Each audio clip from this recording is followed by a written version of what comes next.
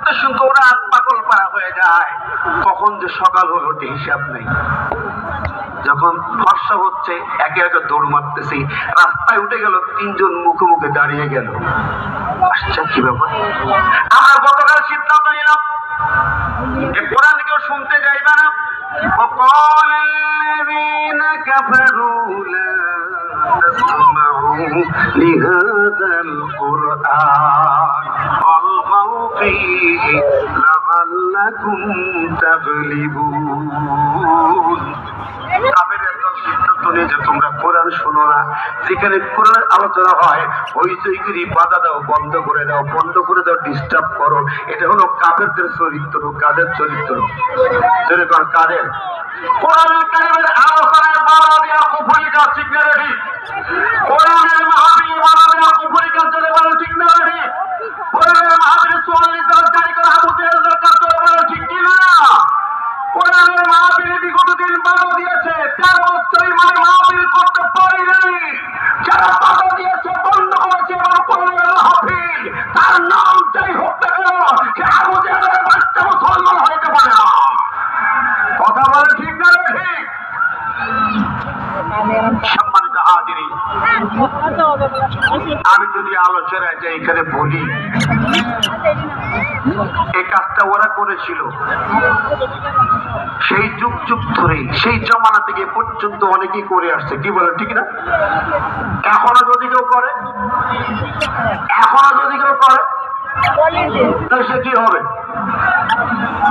ওরাও কিন্তু কারো ঘরে তপ করতো, কারো ঘরে সময় খাইতো, হজ করতো, কাবাগান নির্মাণ করেছিল কিন্তু আবু জেহেলের নেতৃত্বে। কিন্তু কোরআন মানতে পারে নাই, কোরআন মানতে পারে নাই, কোরআন সহ্য করতে পারে নাই। যে কোনো ভাবে কোরআনুল কারীমের আলোচনায় মাহফিলে বাধা দেওয়াটা সরাসরি আবু জেহেল নামে কুলাঙ্গার ফ্যাসিস্টের কাজ।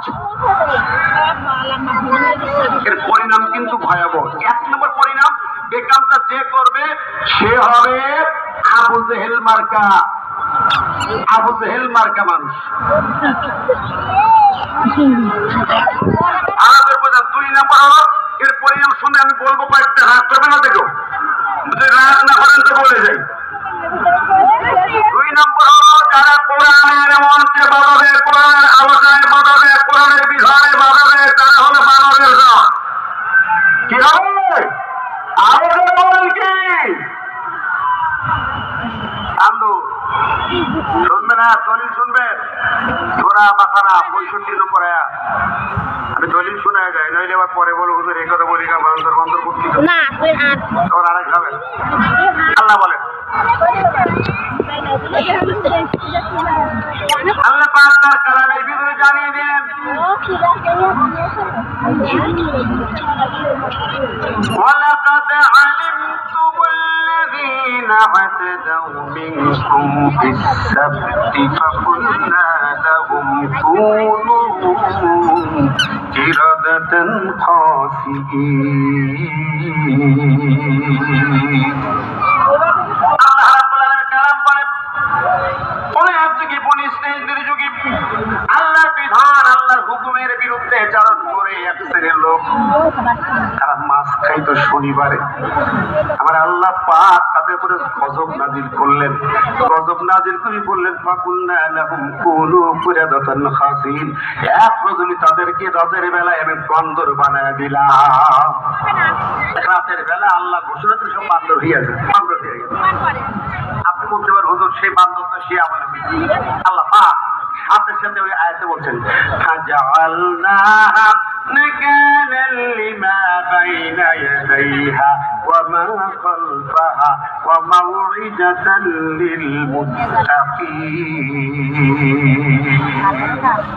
আল্লাহ বলেন, ফাজআলনা নাকালান লিমা বাইনা ইয়াদাইহা, আর আমি এই দৃষ্টান্তটা, আমি এই হুকুমটা দৃষ্টান্ত স্বরূপ রেখে দিলাম তাদের জন্য, লিমা বাইনা ইয়াদাইহা, তারা এখন আছে, ওয়া মা খালফাহা, আর তারপরে কিয়ামত পর্যন্ত যত মানুষ আসবে তাদের জন্য এটা দৃষ্টান্ত হয়ে গেল। আল্লাহু আকবার। কার কথা? জোরে গল্লা কার? তাহলে আজ যদি কোরআনের মাহফিলে বাধা দেয়, ডিস্টার্ব করে, হইচই করে, পণ্ড করে, চল্লিশ জারি করে, তাদেরকে আল্লাহ কয় ওরা হলো বান্দর। ওরা কি জোরে গান নাকি? আমার বন্ধুরা, 6টা পরিণতি আছে। একটা বলেছে আবু জাহেলের জাত, দ্বিতীয় হলো বান্দর। একটু আগায় যান, সূরা মায়দার 60 নম্বর আয়াতে যদি যান, আমার আল্লাহ পাক বলে শুধু বান্দর না, ওগুলো হলো ওই যে কি বলে ঘোত পাটি আছে না নাই? ঘোত পাটি কারা? ওই যে কসুর মোতা খায়, ওগুলো কি আমাদের এখানে কি? কে পায় এটা? আল্লাহ চলেন, আল্লাহ বলেন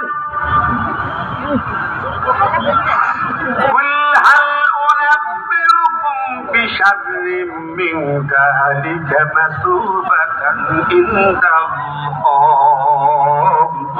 من لعنه الله وغضب عليه وجعل منهم القردة والخنازير। খানাজির বহু বছর, এক বছরের খিনজির। খিনজির মানে কি? কথা বলেন। সুর সুর ছিলেন তো? বদগত মানে কচুর মোতা খায়, পয়লা জিনিস খায়, তাই না? আচ্ছা, এখন খিনজি সুর বললাম। মনে একদিন এক মঞ্চে বলার পর আমার বলছে, হুজুর আপনার তো উজু হয়ে গেছে। আর এক জাল আল্লাহ বলেছে, আল্লাহ কি হবে? কইছে তো আল্লাহ, আমি তো কইনি। কে কইছে? কথা বলেন। পানি শুয়োরের জাত ভালো না। কেন বলেছেন আল্লাহ পাক? এটা কেন বলেন? দেখবেন রাতের আধারে গোপন ঘরে বসে, অন্ধকার ঘরে বসে বোতল টানতে টানতে মেটালিজম করে আর সন্ত ভাইদেরকে মিথ্যা মামলা দিয়ে জেলে খাটিয়েছে। কথা বলে ঠিক না ঠিক? আর আল্লাহ পাক এমনি বলেন, জেল খেটেছেন যারা, কষ্ট পেয়েছেন